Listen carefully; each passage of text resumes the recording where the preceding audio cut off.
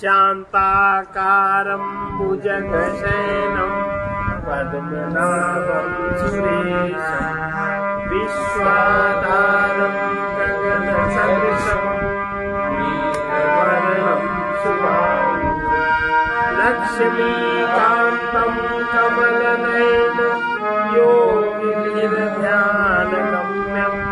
वन्दे विष्णुभवभयहरं सर्वलोकैकनाथम्। हम लोगों ने कल सुना कि अहंकार का मुख्य रूप से 3 तत्व हैं। एक तो परमात्मा या साक्षी चैतन्य, और दूसरा उससे प्रकृति के प्रथम क्षेत्र में बना चित्त प्रतिबिंब, और तीसरा अहंकार। अब अहंकार का साक्षी चैतन्य से संबंध क्या है, चित्त प्रतिबिंब से संबंध क्या है, और अहंकार जो देह से संबंधित है उसका संबंध क्या है। तो देह का और अहंकार का संबंध है कर्म के कारण। अहंकार जो देह में बैठ के विभिन्न प्रकार के अच्छे बुरे कर्म करता है, उन कर्मों का भोग जितना तय होता है जन्म लेने के पहले, जितने कर्मों का भोग तय होता है, जितने कर्म के भोग के बीज खोल जाते हैं, जिनमें फल आ जाते हैं, वही प्रारब्ध बनाया जाता है। उतना प्रारब्ध उसके मरण काल तक उतना प्रारब्ध क्षीण होना चाहिए। तो जाति, आयु, भोग, ये 3 चीजें जीव की पहले ही निश्चित हो जाती। किस जाति में जन्म लेगा, उसकी कितनी आयु होगी, उसको क्या क्या भोग प्राप्त होंगे, क्या सुख दुख उसको प्राप्त होगा। और अहंकार का चित्त छाया का संबंध सहज है, क्योंकि चित्त छाया हुई, उसी में अहं का स्फुरण हुआ। ये दोनों संबंध को तोड़ा नहीं जा सकता, वो सहज संबंध है। अहंकार और साक्षी चैतन्य का संबंध भ्रांति है। साक्षी अपने को, अहंकार अपने को साक्षी समझता है, ये झूठ बात है। साक्षी की जब जागृति होती है तो अहंकार तभी मिट पाता है, गल जाता है। तो कल हम लोगों ने अहंकार और साक्षी का तादात्म्य भ्रांतिजन्य है। यद्यपि दृष्टा है वो साक्षी है, किंतु उससे अहंकार जब तादात्म्य स्थापित करता है साक्षी से, तो अहंकार क्या कहता है, मैं ही तो साक्षी हूँ। ऐसे हम लोग भी तो कहते हैं कि मैं साक्षी हूँ, और साक्षी का कहीं अता पता होता नहीं है। अहंकार साक्षी भी बन जाता है। इस प्रकार साक्षी में अहम भाव, उसके साथ जो साक्षी में अहम भाव है, वो अहम भाव अहंकार का तादात्म्य हो जाने के कारण है। और न साक्षी में ना अहम भाव है, ना त्वम भाव, कुछ नहीं साक्षी, वो केवल तटस्थ है, साक्षी है। साक्षी में अहम भाव उसके साथ अहंकार का तादात्म्य हो जाने से प्रकट होता है, केवल भ्रांति के कारण है। क्योंकि अहंकार एक दृश्य है, अपूर्ण है, परिच्छिन्न है। किंतु जब उसके लक्षण, अहंकार के लक्षण जब साक्षी में आ जाते हैं, अनुभव होते हैं, तो साक्षी स्वयं दृश्य नहीं है, वो ना ही अपूर्ण है, ना ही परिच्छिन्न है। ये साक्षी पूर्ण होते हुए भी अपूर्ण अहंकार से तादात्म्य कर अपने को अपूर्ण मान लेता है, और फिर पूर्ण बनने का प्रयत्न करने लगता है। वो विविध विषय एकत्र करता है, किंतु अपूर्ण वस्तुओं के संग्रह से कभी अहंकार पूर्ण नहीं होगा। तो नया कर्म साक्षी के साथ से करना शुरू करता है। अब ये भ्रांति कैसे दूर हो, और ऐसा ज्ञान कैसे प्राप्त होगा जो हम सहज स्वरूप को अनुभव कर सके, और उसी में स्थिरता हमारी बन जाए।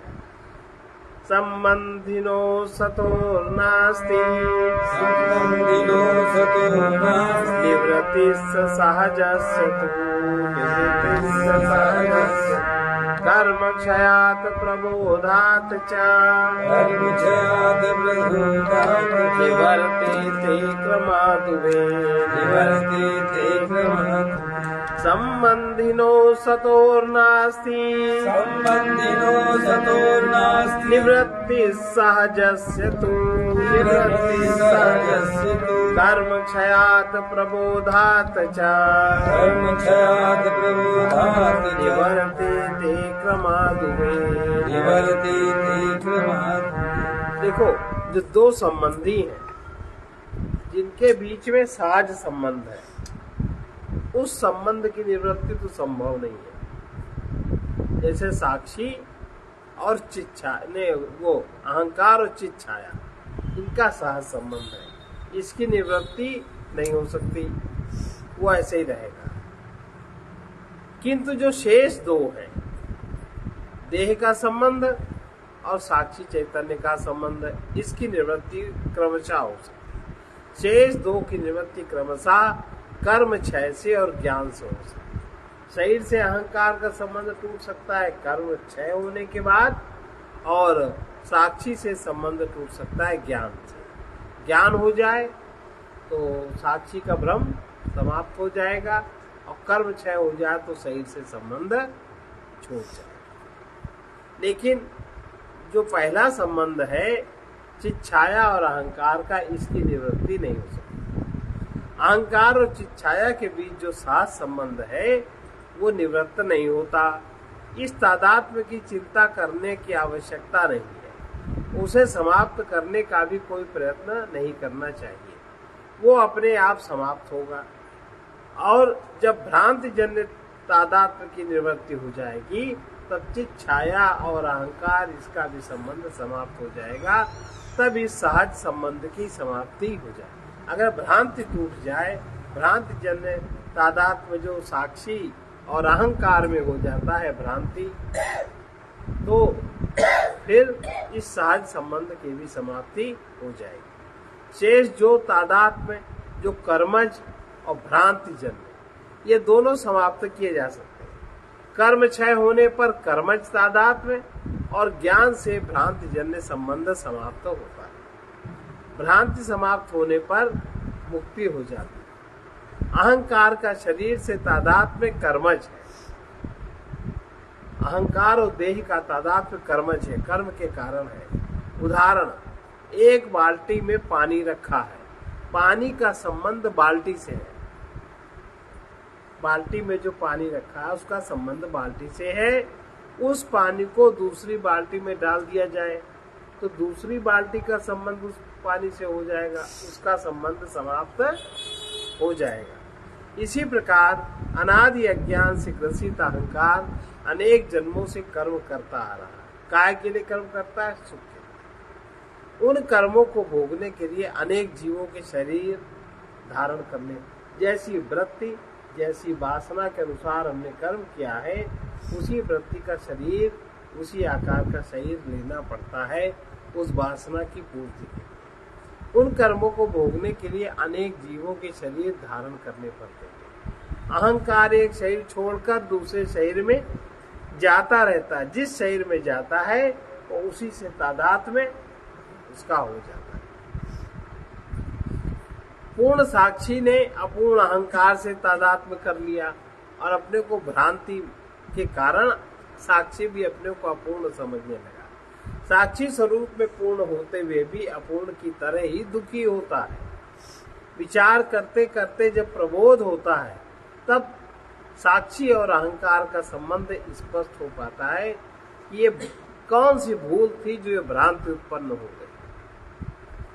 जब भूल अपनी समझ में आती है तब जब भेद स्पष्ट होता है और साक्षी की पूर्णता ही अपनी पूर्णता अनुभव होने लगती है।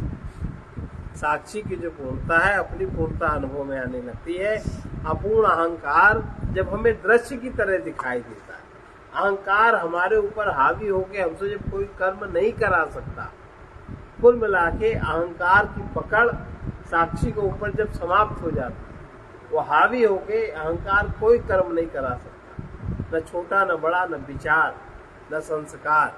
तो अपूर्ण अहंकार दृश्यवत जब दिखाई देने लगता है तब अहंकार जड़ है, तब ये बात समझ में आती है। और ऐसा विवेक उत्पन्न होने पर भ्रांति मिट जाती है।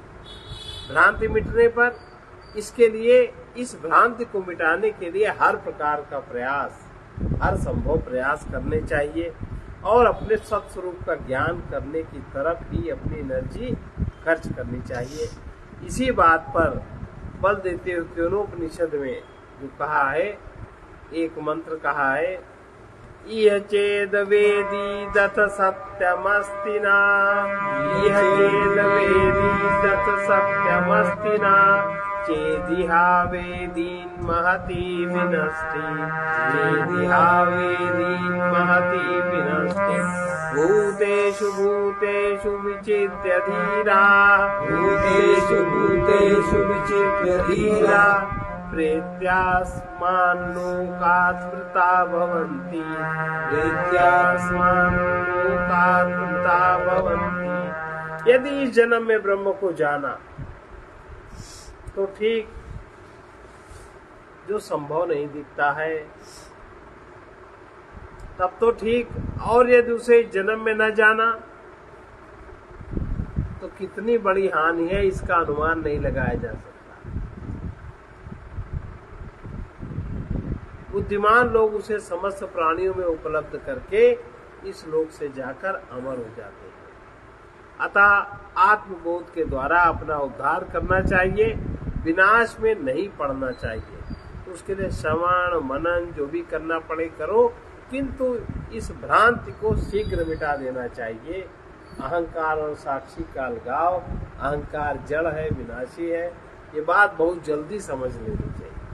अपना ही अहंकार अपने को समझना है, ये भ्रांति बहुत जल्दी मिटा देनी चाहिए। अब जो अपना वास्तविक स्वरूप 5वें श्लोक में बताया जा चुका, उसी के अनुसार अनुभव होना चाहिए, तब साक्षी का अनुभव।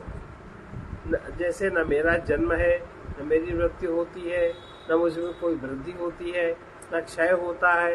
मैं अपनी सत्ता से, चेतना से स्वयं ही प्रकाशित हूँ। अपने को जानने के लिए किसी भी माध्यम की आवश्यकता नहीं है। ये प्रबोध की स्थिति है, ऐसा ज्ञान जागृत होना चाहिए। अब कि ये सोचे कि जागृत आदि अवस्थाएं,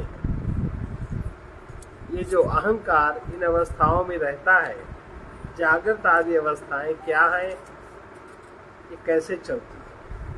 साक्षी का श्लोक आप लोग भी अपनी भी पुस्तक में देखें, साक्षी का स्वरूप क्या है। नो देति नास्तमे तेषा, न वृद्धिं याति न क्षयम्, स्वयं विभात्य धान्यानि, स्वयं विभात्य धान्यानि, भासयेत् साधनं विना। ये जो साक्षी चैतन्य है, ना तो इसका उदय होता है, ना ही इसकी वृद्धि होती है, ना इसका अस्त होता है, ना इसका क्षय होता है। किसी अन्य साधन की अपेक्षा के बिना ये चैतन्य स्वयं प्रकाश होकर अन्य को प्रकाशित करता है। जब इसका ज्ञान होता है, जब इसकी जागृति होती है, तो अहंकार जड़ किस प्रकार है ये बात समझ में आती है और जीव अहंकार से उतर जाता है, तब वो अहंकार नहीं रहता। ऐसा अब ये जागृत आदि अवस्थाएं क्या है, ये अवस्थाएं किसको प्राप्त होती? अहंकार लये सुप्तौ भवेत् देहोऽप्यचेतनः, अहंकार विकासार्थम् स्वप्न सर्वस्तु जागरः। अहंकार लये सुप्तौ भवेत् देहोऽप्यचेतनः, अहंकार विकासार्थम् स्वप्न सर्वस्तु जागरः। निद्रावस्था में अहंकार का लय हो जाने पर देह भी अचेतन हो जाती है, देह में भी चेतना का अनुभव नहीं होता। अहंकार का लय माने सुषुप्ति अवस्था में, सुषुप्ति अवस्था में अहंकार का लय हो जाता है और देह भी अचेतन हो जाती है। अहंकार की जब अर्ध विकास की, जब अहंकार आधा जागता है, आधा सोता है, उस अवस्था में स्वप्न होते हैं। और जब अहंकार पूरा विकास उसका होता है, अहंकार का पूरा जागृत होता है, तब वो जागृत अवस्था होती है। लेकिन जागृत अवस्था में हम लोग की बात बिल्कुल नहीं जाते कि जो भी जाग रहा है, अहंकार जो कर रहा है सब अहंकार ही कर रहा है। ये बात याद ही नहीं रहती। यही लगता है हम कर रहे हैं, हमने ऐसा किया, हमारे साथ ऐसा होगा। अहंकार को हम अलग करके नहीं देख पाते। तो निद्रावस्था में अहंकार का लय होने पर देह भी अचेतन हो जाता है, देह को भी अपना होश नहीं रहता, क्योंकि अहंकार सुप्तावस्था में गया। अहंकार के अर्ध विकास की अवस्था है स्वप्न, उसके पूर्ण विकास की अवस्था है जागृत अवस्था। हमारे 3 प्रकार के अनुभव हैं अहंकार के। हमारे अनुभव, अब ये तीनों को एक साथ देखता है साक्षी, यही से साक्षी को पकड़ना चाहिए। ये हमारे 3 प्रकार के अनुभव हैं। एक सुषुप्त अवस्था का अनुभव, हम बहुत अच्छी तरह सोए। एक स्वप्न अवस्था का अनुभव, हमने अनेक प्रकार के स्वप्न देखे। और एक जागृत अवस्था का अनुभव, हमारी इंद्रियां जागृत हुई और विषय जगत से हमने अपनी कल्पना के अनुसार संपर्क बनाने की चेष्टा की। कोई भी कुछ भी पदार्थ हमें प्राप्त होता है, हम उससे तुरंत संपर्क बना लेते। कोई किसी भी घटना को हम तटस्थ होकर नहीं देख पाते। कोई पदार्थ प्राप्त हो, हम ये नहीं समझ पाते ये हम इससे अलग होकर हम इसका अनुभव करें। जब एक साथ मिल गए तब अनुभव तो हो नहीं पाया, उस तो बेहोश की अवस्था हो जाती। इस प्रकार से यदि अनुभव सत्य है तो तीनों अवस्थाओं में सत्य है। 3 प्रकार के अनुभव हैं जागृत, स्वप्न, सुषुप्ति के। यदि अनुभव सत्य है तो वो अनुभव तीनों अवस्थाओं में सत्य है। यदि उसे कोई मिथ्या कहे, वो तीनों अवस्थाओं में मिथ्या होगा। अगर अनुभव मिथ्या है तो तीनों अवस्थाओं में मिथ्या होगा। प्राय लोग बिना विचारे कहते हैं अरे स्वप्न क्या, वो तो ऐसे ही। और बहुत से लोग इतने जड़ हैं वो स्वप्न देखते ही नहीं, मतलब उनके अहंकार की अर्ध जागृत अवस्था होती नहीं, स्वप्न देखते ही नहीं। और बहुत से लोग सुषुप्ति में जाते ही नहीं। अपनी अपनी चित्त की अवस्थाएं हैं, तो बिना विचारे स्वप्नों को मिथ्या कह देते हैं और जागृत को सत्य, जबकि दोनों ही सत्य नहीं। ये कहना वैसा ही है जैसे हमारे सामने 2 पदार्थ रखे हों, हम एक को कहें ये सही है, फोन और किताब है, और एक को कहें गलत है, जबकि दोनों पदार्थ है, भले उनकी अलग अलग गुणवत्ता है। इस प्रकार से हम लोग इस बात को समझते नहीं। अब 2 पदार्थों में हम एक पदार्थ को सत्य कह दें और एक पदार्थ को मिथ्या कह दें। हम मान लो फोन को सही कह दें और पुस्तक को मिथ्या कह दें, तो ऐसा तो है नहीं। फोन फोन है, पुस्तक पुस्तक है। दोनों का ज्ञान, पुस्तक का ज्ञान और फोन का ज्ञान, दोनों का ज्ञान एक साथ एक समान हो रहा है। हमारी आंखें दोनों को समान रूप से देख रही हैं, बुद्धि समान रूप से विचार कर रही, तो ये दोनों ही वस्तुएं सत्य होनी चाहिए। तो हमारे सामने जागृत अवस्था भी उसी प्रकार से आती है और उसी प्रकार से हमारे सामने स्वप्न अवस्था भी आती है। तो हम जागृत को सत्य कह देते हैं, स्वप्न को असत्य कह देते हैं। ये कैसे? ऐसा नहीं। स्वप्न अवस्था अपनी जगह सत्य है, जागृत अवस्था अपनी जगह सत्य है, तो दोनों वस्तुएं सत्य होनी चाहिए। इसी प्रकार हम स्वप्न और जागृत दोनों अवस्थाओं का अनुभव करते हैं। स्वप्न का भी अनुभव करते कि नहीं करते, और जागृत अवस्था का भी अनुभव करते हैं। वे दोनों एक प्रकार के सत्य हैं। जागृत अवस्था एक प्रकार का सत्य है और स्वप्न अवस्था एक प्रकार का सत्य है।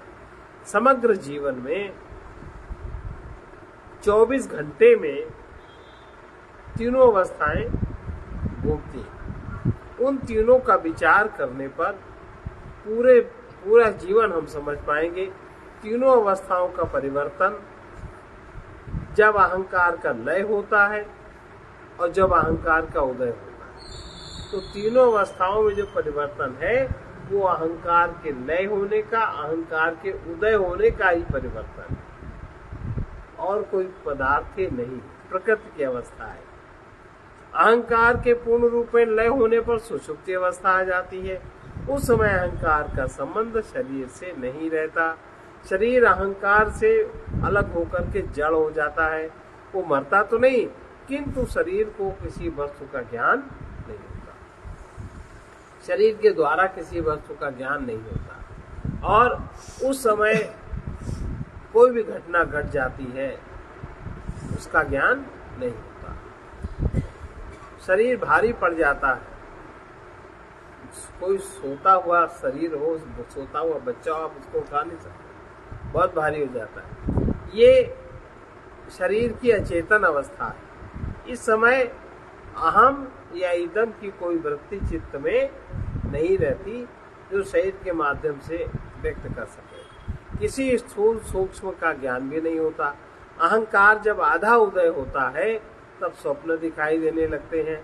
अर्ध विकसित अहंकार में शरीर चेतना तो नहीं होती, किंतु स्वप्न संसार की रचना जीव अपने आप आत्म प्रकाश में कर लेता है।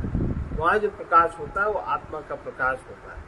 अहंकार का पूर्ण उदय जब होता है उसको जागृत अवस्था कहते हैं। यही व्यक्तित्व की पूर्णता कहलाती है। इस अवस्था में जीव का नाम विश्व। इस अवस्था में जीव का नाम विश्व है। जैसे लोग कहते भी हम विश्व में रहते हैं। अब विश्व का अर्थ हम लोग दूसरे हिसाब से लगाते हैं। विश्व का अर्थ है पूर्ण। पूर्ण व्यक्ति जागृत अवस्था में ही मिल सकता है। कुछ भी काम करना हो, कुछ भी, तो उसका मन भी जागृत हो, उसका चित्त भी जागृत हो, उसकी इंद्रियां भी जागृत हो, उसका शरीर भी जागृत हो। तो जैसे पूर्ण अहंकार से उदित होने पर शरीर से उसका तादात्म्य हो जाता है। और जब सोते समय शरीर से तादात्म्य नहीं रहता। पूर्ण अहंकार जब उदय होता है तो तादात्म्य को अनुभव करता है। उस समय पूरा व्यक्ति उपलब्ध रहता है, माने उसका सब कुछ जागृत रहता है। इस प्रकार से अब स्वप्न क्या है? स्वप्न अवस्था क्यों होती है? स्वप्न किसे कहते हैं? जागृत अवस्था की तो बात कर दी, अब स्वप्न की बात कर रहे हैं। अंतःकरण वृत्तिश्च चितिच्छायैक्यमागता वासना कल्पयेत् स्वप्ने बोधेक्षैर्विषयान् बहिः। बुद्धि की अंतःकरण वृत्ति चित्त प्रतिबिंब के साथ ऐक्य प्राप्त कर लेती। बुद्धि की एक तो वृत्ति बहिर्करण की है, जिससे बाहर का ज्ञान होता है, इंद्रिया संबंधी ज्ञान होता है। और बुद्धि की एक वृत्ति है जिसका अंतर ज्ञान होता है, जिससे मन का ज्ञान होता है, मन के अंतर्भाग का ज्ञान होता है। तो जो स्वप्न में जो अंतःकरण की वृत्ति है वो चित्त प्रतिबिंब के, चैतन्य का जो प्रतिबिंब है उसके साथ एकता प्राप्त कर लेती है। और स्वप्न में फिर वो संकल्प करती है। संकल्प सृष्टि एकता प्राप्त करके संकल्प सृष्टि उत्पन्न करती है। तथा जागृत अवस्था में इष्ट और अनिष्ट रूप से बाह्य विषयों की रचना जो भी इंद्रियों के द्वारा हुई उनको वो पुनः जानती या उसकी मीमांसा करती। जड़ अंतःकरण की वृत्ति। अंतःकरण माने बुद्धि, मन बुद्धि चित्त अहंकार जड़ वृत्ति है। और चित्त छाया, चैतन्य की छाया से एकता से स्वप्न संसार की रचना होती है। वासनाओं की विविधता ही स्वप्न की विविधता प्रस्तुत करती है। वो संपूर्ण रचना चलचित्र के समान होती है। अकेली रील से पर्दे पर सिनेमा नहीं दिखाया जा सकता और न अकेले प्रकाश से कोई चित्र बन सकता। उसके लिए प्रकाश भी चाहिए और रील भी चाहिए। चित्रों की रील और प्रकाश के संयोग से पर्दे पर चित्रों का प्रक्षेपण होता है। इसी प्रकार चेतना रहित अंतःकरण से, छाया अगर न हो, छाया माने चेतना, चेतना रहित अंतःकरण से स्वप्न में कुछ होएगा सब, पर कुछ दिखाई जैसे बहुत लोग स्वप्न देखते हैं, माने उनकी वो अवस्था चेतना रहित है, वो बहुत जड़ स्तर है उनका, उनकी चेतना स्वप्न में भी जागृत नहीं होती। तो चेतना इस प्रकार चेतना रहित अंतःकरण से स्वप्न में जो कुछ दिखाई देगा, केवल चेतना भी स्वप्न का सृजन नहीं कर सकती। चेतना और अंतःकरण के सहयोग से स्वप्न की सृष्टि होती है। अंतःकरण में जो वासनाएं रीढ़ की तरह अंकित हैं, चित्रों के समान है। अंतःकरण माने चित्त में जो वासनाएं अंकित है, स्टोर रूम में जो वासनाएं अंकित है, वो चित्रों के समान है। रीढ़ में जैसे चित्र होते हैं वैसा ही सिनेमा पर्दे पर दिखाई देता है। तो चित्त में जैसी भी वासनाएं हैं वैसे ही चित्र प्रकट होते हैं। अंतःकरण में भी जैसी वासनाएं होती हैं वैसा ही स्वप्न निर्मित होता है। और वासनाएं जागृत अवस्था में जो हमने अनुभव किया है उसके चित्र हैं। अब जो चित्र में लिपटे रखे रहते हैं उन्हीं को काट छांट कर स्वप्न अपनी व्यवस्था बना लेता है, और फिर उन्हीं वासनाओं को काट छांट कर हम बाह्य जगत में भी प्रक्षेपित करते हैं। तो हम कहते हैं हमको वही चीज चाहिए जो हमारे मन में है, माने जो हमारे संस्कार में है, जो हमारे अंदर है, और दूसरी चीज हम पसंद नहीं करते। केवल देखी हुई वस्तुओं से ही संस्कार निर्मित नहीं होते। देखी हुई, सुनी हुई, भोगी हुई किसी भी इंद्रिय से जो हम वस्तु अनुभव करते हैं, अन्य सब इंद्रियों से होने वाले ज्ञान भी उसी प्रकार से संस्कार बनाते हैं। पढ़ी हुई या कल्पना की हुई बातों से भी संस्कार बनकर स्वप्न के निर्माण में सहायक होते हैं। ये संस्कार ही वास या गंध की तरह होते हैं, इन्हीं को वासना कहते हैं।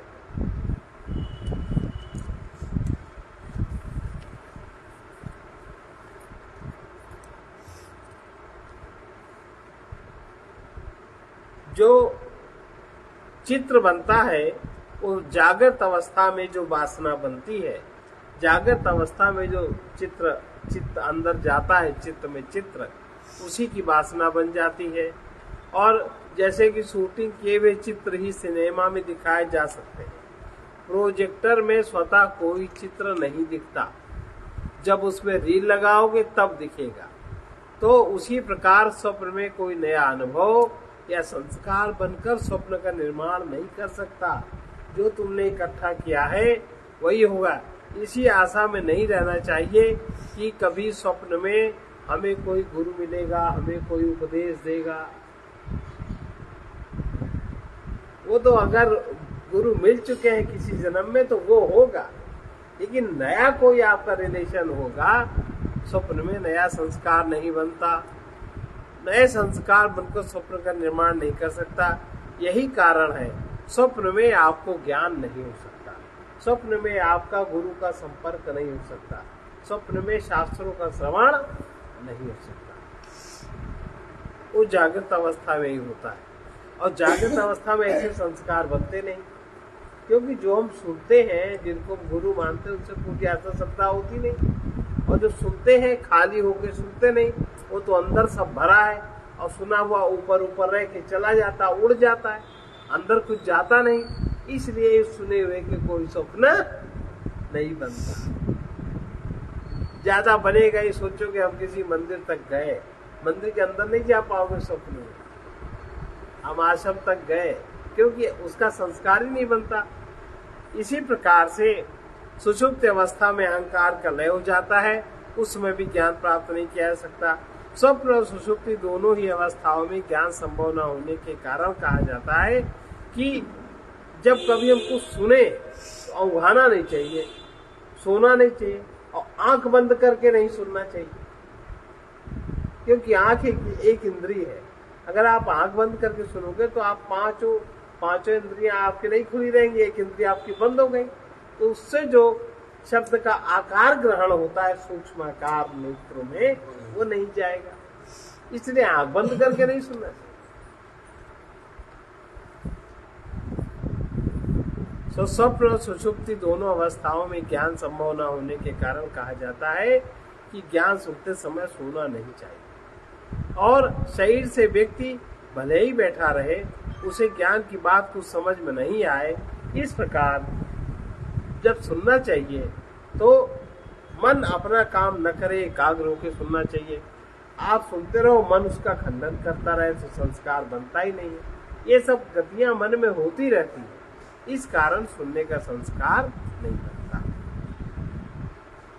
ऐसे ही मन गुरु उपदेश का खंडन करता रहता है, गुरु की एक बात भी समझ में नहीं आती, एक बात भी स्मरण नहीं है, क्योंकि जब हमने सुना उस समय तुरंत हमने मन में खंडन किया, अरे क्या बोल रहे हैं बकवास, कहीं संभव। मन में सोचा और बाहर से सुन रहे हो, बाहर से हाथ जोड़े बैठे हो, तो उसका कोई संस्कार स्थिर नहीं होगा, व्यवहार भी नहीं बनेगा। इस प्रकार से अनजाने में बहुत सारी गलतियां होती हैं, जो कोई बात सावधानी पूर्वक सुन नहीं पाते। इसलिए श्रवण भी हमेशा बहुत सावधानी से करना चाहिए, श्रद्धा पूर्वक करना चाहिए। अपने पूर्व अनुभवों के साथ सुनने वाले क्या करते हैं, पहले में कहीं सुना है कुछ के अंदर खंडन करते रहते, मंडन करते रहते, वो सुनते नहीं, केवल नहीं सुनते, खंडन मंडन के बाद जब उसी समय जो चीज छूट गई उसका मनन हो ही नहीं सकता। अब स्वप्न में बहुत विचित्र बातें दिखाई देती हैं, तो स्वप्न में जो अनेक प्रकार की चित्त में वासनाएं हैं, वो सब वासनाएं एक एक में जुड़ जाती, कहीं का ईंट कहीं का रोड़ा कुनबा सा बन जाता है। कहो गाय के सींग मनुष्य के सिर पे लग जाए, हाथी का सिर किसी बकरे में लग जाए, तो जो खंडित वासनाएं पूरा नहीं हमने कुछ है हमारे, तो वो जुड़ के फिर एक दृश्य बन जाता है। इस प्रकार बहुत बार जो चित्त छाया युक्त अंतःकरण की वृत्ति है, वो पूर्ण रूप से उदित होकर स्थूल शरीर के संपर्क में आती है, इंद्रियों के द्वारा बाह्य इंद्रियों को देखती है। वास्तविक इंद्रियां तो सूक्ष्म शरीर में ही होती हैं, जिनका प्रयोजन स्वप्न में दिखाई देता है, किंतु स्थूल में जो इंद्रियां दिखाई देती हैं, वे उन इंद्रियों के झरोखे या खिड़कियां हैं, जिनसे होकर सूक्ष्म शरीर की इंद्रियां बाह्य संसार के विषयों को ग्रहण करती हैं। बाह्य संसार हमारा आपका बनाया हुआ नहीं, बाह्य संसार प्रकृति का बनाया हुआ है, परमात्मा की प्रेरणा से यह हमें बनाया मिला है। इसका बनाने वाला ईश्वर है। हम अपनी इंद्रियों से ईश्वर कृत संसार देखते हैं, लेकिन एक व्यक्ति, चार व्यक्ति एक दृश्य को एक प्रकार नहीं देखते, अपने अपने मन की वासना के अनुसार अलग अलग प्रकार से अनुभव करते हैं। ये कोई भी व्यक्ति शुद्ध ईश्वर की सच्ची नहीं देखता, वो अपने राग द्वेष के द्वारा सब वस्तुओं को रंग देता है, वे रंगी हुई वस्तुएं उसे दिखाई देती हैं, इसलिए वो कुछ वस्तुओं को अच्छा कहता है और कुछ को बुरा कहता है, किन्हीं वस्तुओं को अपना कहता है, किन्हीं को पराया कहता है, कुछ वस्तुओं में उसका राग है, कुछ में उसका द्वेष है, प्रिय वस्तुओं को अच्छा कहता है, अप्रिय वस्तुओं को खराब कहता है, एक को पाकर प्रसन्न होता है, दूसरे को पाकर दुखी होता है। हर व्यक्ति का अपना संसार होता है और हर व्यक्ति अपने मन के माने हुए संसार में ही रहता, उसी में रमण करता है। केवल ज्ञानी पुरुष राग द्वेष से मुक्त होकर ईश्वर के जगत में रहते हैं, वरना सब व्यक्ति अपने अपने संसार में रहते हैं। अब इसके बाद हम लोग सूक्ष्म शरीर किसे कहते हैं? जागृत आदि अवस्था, जो जागृत अब आदि अवस्थाओं को जानता है, एक शरीर को छोड़कर दूसरे शरीर में जाता है, ये हम लोग कल सुनेंगे।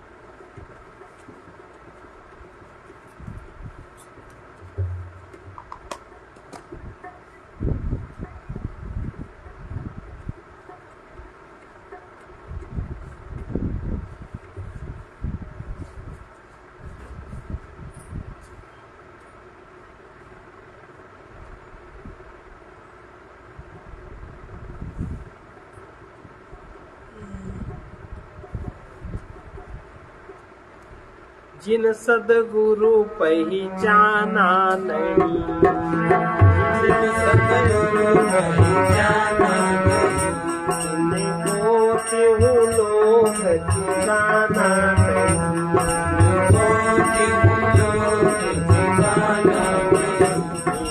जिन सतगुरु पहचाना नहीं, सतगुरु पहचाना नहीं, तिनको त्यों लोभ ठिकाना नहीं। तिनको त्यों लोभ ठिकाना नहीं।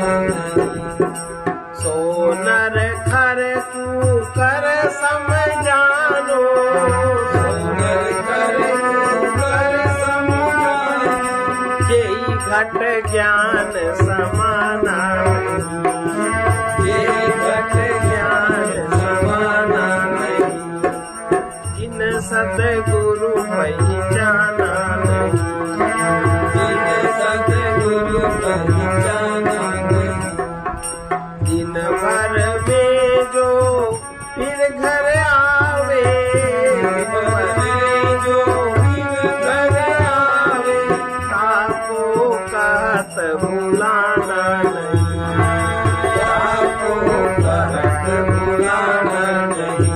जिनको त्यों लोभ ठिकाना नहीं। जिनको त्यों लोभ ठिकाना नहीं। अपने भक्त को जो नहीं तारे, अपने भक्त को जो नहीं तारे, ऐसा वो साहेब दीवाना नहीं। ऐसा वो साहिब दीवाना नहीं। जिन सतगुरु पहचाना नहीं, जिन सतगुरु पहचाना नहीं। कहे कबीर सत्य वो पद है, कबीर सत्य वो पद है, जहाँ फिर आना हो जाना नहीं। जहाँ फिर आना हो जाना नहीं। जिन सतगुरु पहचाना नहीं, जिन सतगुरु पहचाना नहीं। जिनको त्यों लोभ ठिकाना नहीं। जिनको त्यों लोभ ठिकाना नहीं। जो सतगुरु को पहचान लेता है वो अपने जीवन को पहचान लेता है। सतगुरु को पहचान माने आप उनको ज्ञान, उनके ज्ञान को आप सुनेंगे और सतगुरु का ज्ञान आपको अपने में स्थापित करने की कोशिश करता है। आप जब अपने में स्थापित हो जाएंगे तो आपका तीनों लोकों में आना जाना, विभिन्न योनियों में जाना, ये सारा समाप्त हो जाएगा। अगर आपने सतगुरु को नहीं पहचाना तो तीनों लोक में तुम्हारा कहीं कोई ठिकाना, किसी को तुम मिल नहीं सकते। कब कहाँ तुम्हें जाना पड़ेगा कोई नहीं पहचान सकता।